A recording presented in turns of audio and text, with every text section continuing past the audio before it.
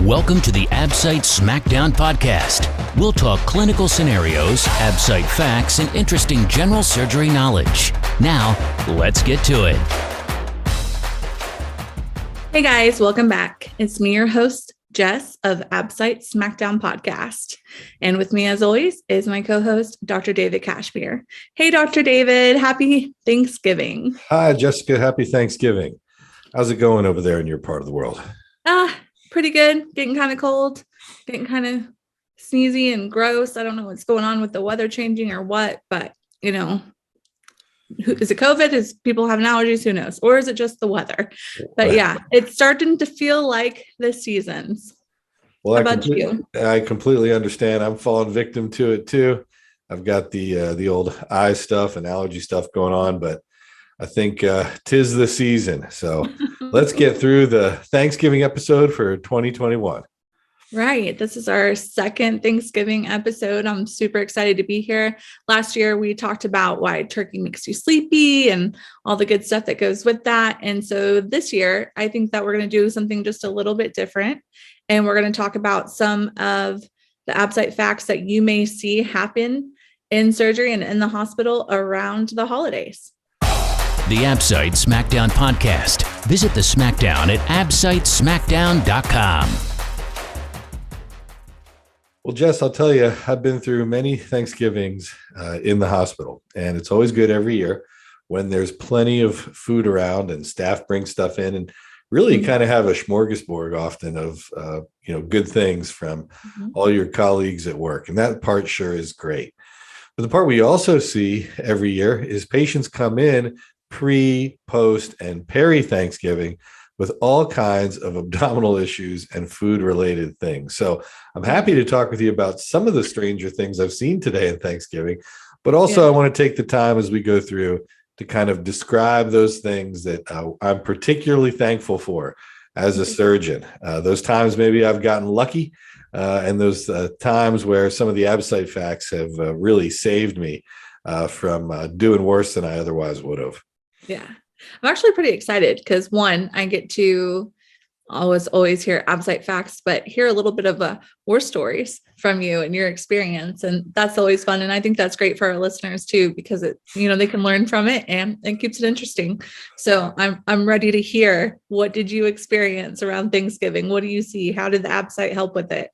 Well, I'm happy to share some of the stories that highlight the Absite facts. I really try not to tell war stories, and I'm not going to tell them that way here. Everybody has sort of the stories they've experienced, but I will share that, some of the things I've seen that have been more interesting were about 15 years ago or so now, where a patient who had a proximal gastric bypass came to the emergency department, and the complaint was, quote, "I ate a whole turkey," unquote. That was the complaint that they made. All right. The Absite Smackdown podcast is based on the best-selling review book, Absite Smackdown, the only Absite review with an entire video review course included. Visit absitesmackdown.com and pick it up today. I'm not medical, so what exactly would happen to someone who had gastric bypass and then ate a turkey? Please break that down for me. Well, no good can come of it, and that was her complaint. So gastric bypasses have both a restrictive and malabsorptive component. The pouch is made to only a certain size, right? And the discomfort they feel if one were to eat a whole turkey is understandable, in part because that's just a lot of turkey to fit in a very small pouch of stomach that's left over. But the lesson from this case is, although the patient said, quote, "I ate a whole turkey," unquote, and that could cause discomfort, our team didn't stop there, because we know there are certain complications of gastric bypass that come up all the time. And I think some of the ones that come up that are worth reviewing for the Absite include some of the known hernias, internal hernias that can come up with gastric bypass. Can be very challenging to tell. There's several issues that come up, and gastric bypass is tough to image because when patients drink contrast, it goes from the gastric pouch through the gastrojejunostomy and distally. But things you can't see very well often are the biliopancreatic limb, because contrast doesn't get up in there after the jejunostomy. Contrast just continues distally. So the biliopancreatic limb, the gastric remnant, these things are not well highlighted by contrast.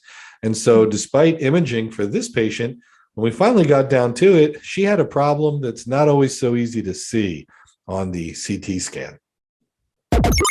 Get more Absite content in your daily routine. Visit us on Instagram at daily.absite.fact, on Facebook at Absite Smackdown, or LinkedIn at Absite Smackdown.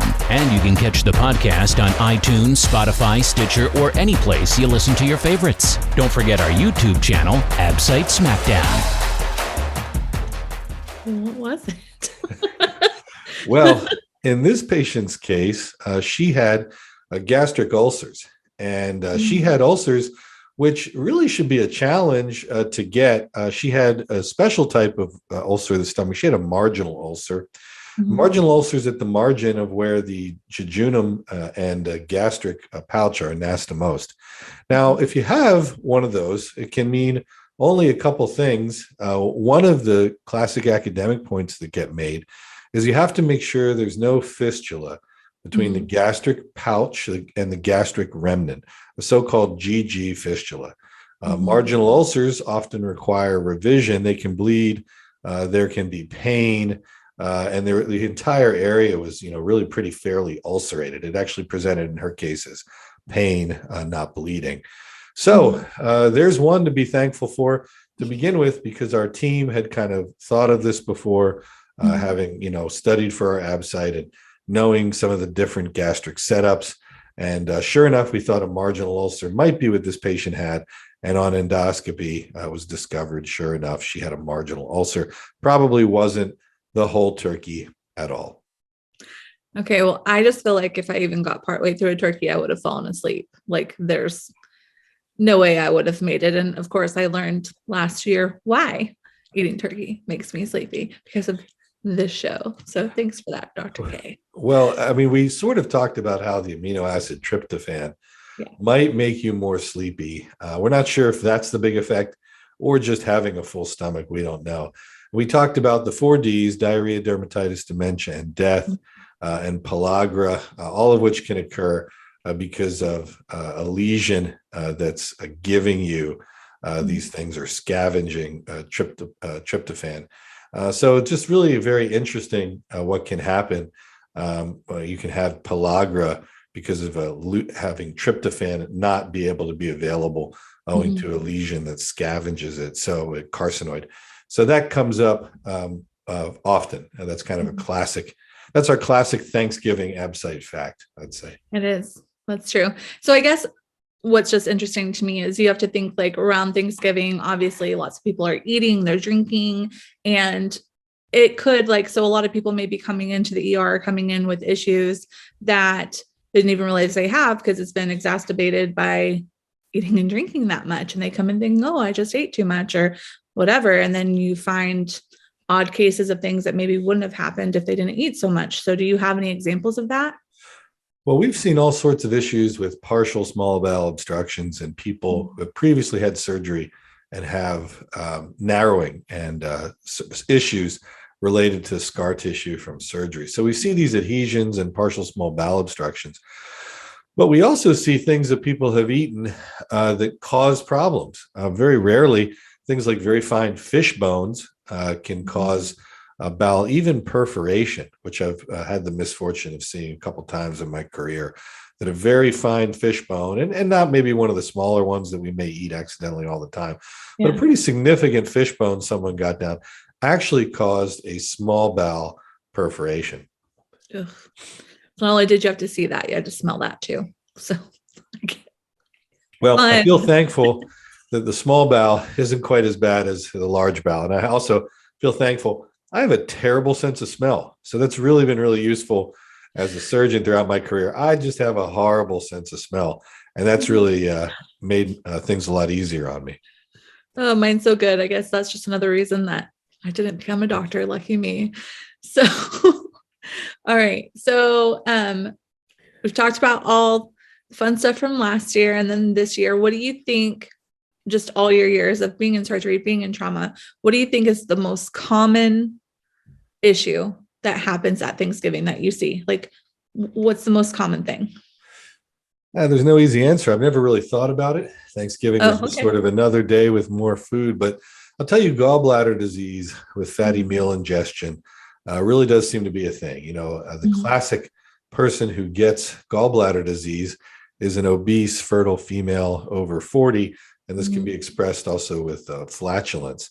And fatty meals and other exacerbating issues seem to, worsen gallbladder disease just experientially. So around the time where they've been eating more and they've been having fattier meals, it just seems like that does seem to make things worse. A lot of patients come in with, some diffuse abdominal pain, right upper quadrant or epigastric, and probably evaluation for gallbladder disease or partial small bowel issues.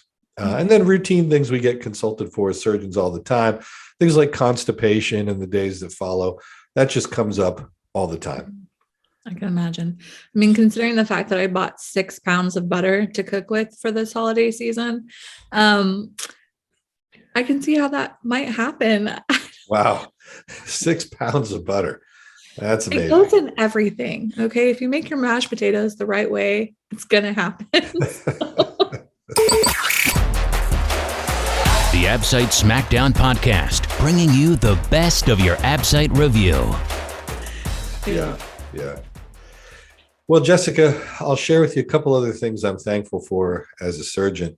Really, I'm thankful for you guys and the success of Absite Smackdown and the course.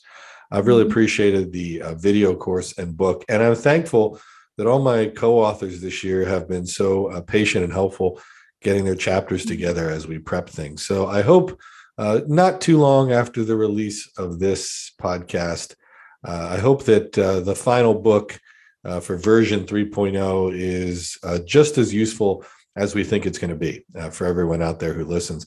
And in a related topic, I'm also really thankful about the opportunity to talk and interact with colleagues live about the Absite facts, and that's in early January, 8, 9, 10. You guys have planned a great conference. I know most of the speakers, and I really look forward to going through the stuff with them and making sure that our colleagues can have an Absite review course that they don't have to fly to or travel somewhere for, and that they can get all that content, ask their questions, and just have a good review course. I wish that's something that I could have done more easily as a resident. So I'm thankful that you guys are helping that exist.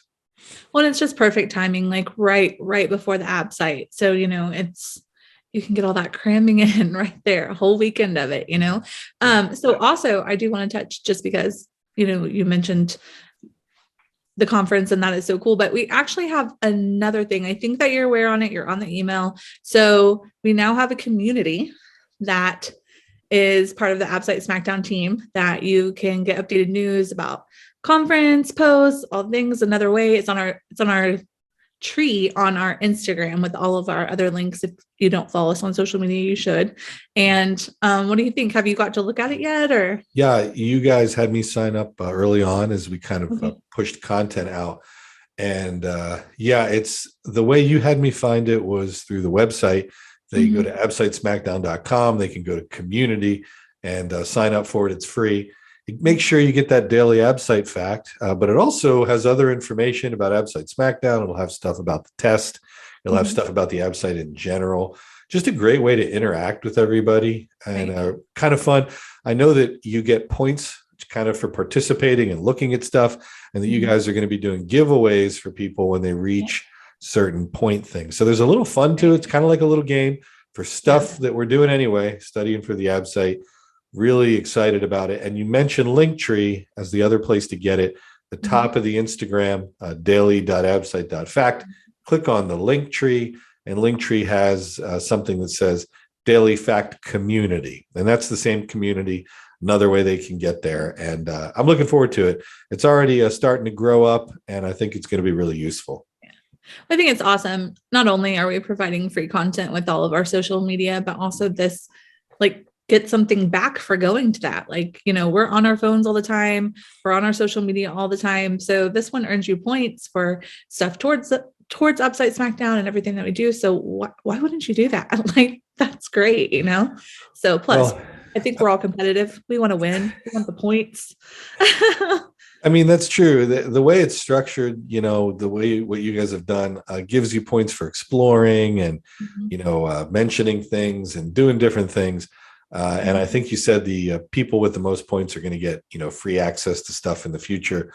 But the bottom line is some of it is healthy competition. But like you said, it's really stuff we're doing anyway. And more importantly for us, I'm really thankful for the opportunity to share with colleagues these facts in a way that kind of works with what we do every day. It's easy, and it's stuff I wish I had as a resident. So I really like how you guys have us give away so much free content. I think it's just a great thing. Well, that's awesome. Well, thank you so much for meeting with me, especially because, it is a holiday. I'm sure you have things to do, but it was great. I'm happy to wrap up our second Thanksgiving special. Hopefully this is just, one of a lot, lots. And so again, for everybody out there watching, follow on all our social media.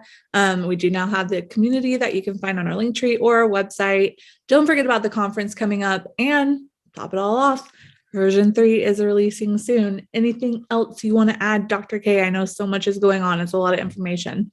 It is a lot of info, but I think you covered it well. And then the classic places they can visit us, our YouTube channel, where they might be watching us now, or the podcast home at SoundCloud, Spotify, Stitcher, iTunes, really all over. And I'm just looking forward to continuing to participate as it grows. So thanks for the opportunity to do that.